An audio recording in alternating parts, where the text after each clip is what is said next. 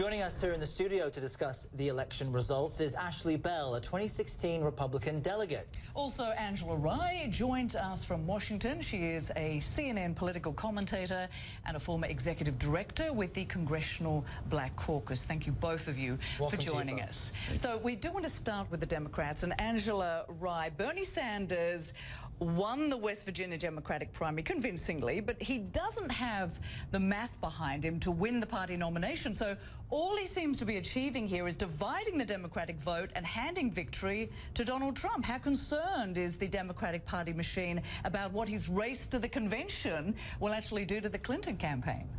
Well, I think a couple of things. One is I don't think that Bernie Sanders staying in the Democratic primary is dividing Democrats and conquering for the purposes of Donald Trump's win ultimately in the generals. What I feel like I heard you saying, I don't think that's at all what's happening. I think what Bernie Sanders is doing is staying in the race to ensure that people who support him have the option to do so through that California primary contest. Unfortunately for Bernie Sanders, this particular contest looks a lot like many of the other contests that he's won, meaning West Virginia is not the most diverse state. It's not reflective of the overall American demographic, and I think that presents a long-term challenge for him. And as we know, the math, as you said, is not on his side. And Ashley, do Republicans enjoy the fact that Bernie Sanders is still in this? Because Donald Trump's new nickname for Hillary Clinton is Crooked Hillary, and Bernie Sanders is putting that pressure on her to be more transparent, expose the links to Wall Street. So is this something you relish in at the moment?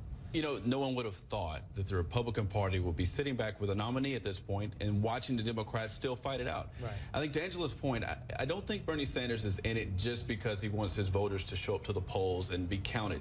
I think he's about to call the question for the soul of the Democratic Party. He wants those delegates to go to Philadelphia, and he wants that platform to reflect his views on where he thinks the party should go. And I think he can do that with enough delegates. Now, Angela, in the key swing states of Florida, Pennsylvania, and Ohio, Donald Trump is showing to be neck and neck with Hillary Clinton, and Bernie Sanders actually performs better in a head-to-head. How do you explain that at this stage of the race? In a couple of ways. One is Donald Trump, throughout this primary season, I've called him the new Teflon Don. The reason why is because no attack has stuck to Donald Trump. The reality of it is he has yet to be vetted the ways in which Hillary Clinton has been vetted over the last 2 decades. Frankly, she's been vetted for this office twice. She's been vetted as a senatorial candidate, and she was vetted as First Lady, whether she wanted to be or not.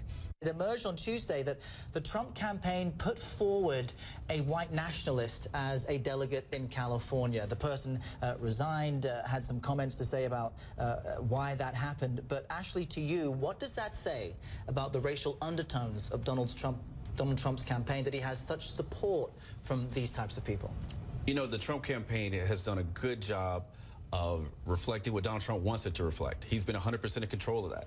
Do I believe he has challenges when it comes to broadening our party and making our party as diverse as I would like it to be? Yes, he has challenges. And I would hope that he put people around him that can advise him and also help him understand that, I look at the tweet at Cinco de Mayo, I think you got to go a little further than that when it comes to recruiting blacks and Hispanics to the party. And that sort of thing makes a good soundbite, and it does cause some nervousness. But this goes beyond challenges, though. I mean, he's been called racist, he's been called bigoted and xenophobic, and some say those are the policies that are really energizing his campaign. You know, I don't buy that. What I don't buy is that, you know, the people who support Donald Trump, many of them are good people. They're conservatives who are tired of government as the way that it is.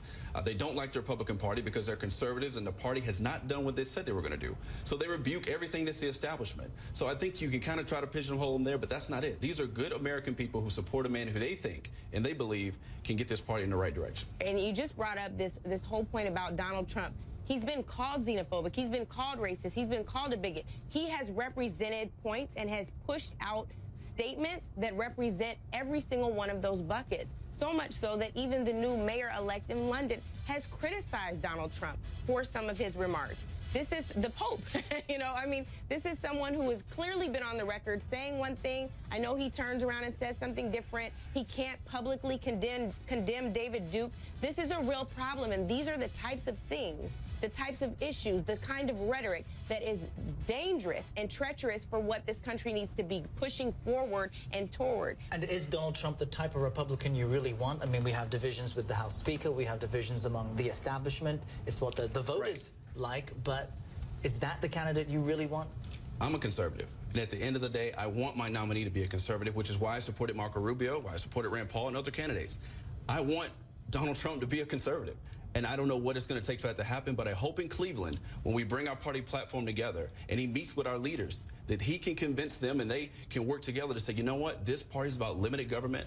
It's about supporting life. It's about supporting all the things that this party stands for, but we haven't gotten there yet. This guy will say whatever it takes to win. And if you're comfortable with that, if you're comfortable with that guy being a commander-in-chief and having access to security clearance documents and everything else, go for it. But I will work to the blood, sweat, and I honestly believe that Bernie Sanders is still doing well because the half of the Democratic Party believes that Hillary Clinton will say anything to win. You should and that's check why he's those still at 50%, and that's why he won West Virginia tonight. Party, Ashley. Those numbers are off. We didn't feel we can get you guys to agree on much, but there is 6 more months to go until Election Day, so that's an eternity in politics. We appreciate you both joining us. Angela Rye, CNN commentator, and Ashley Bell, a 2016 Republican delegate. Thanks so much for your time, guys. Thank you. Thank you.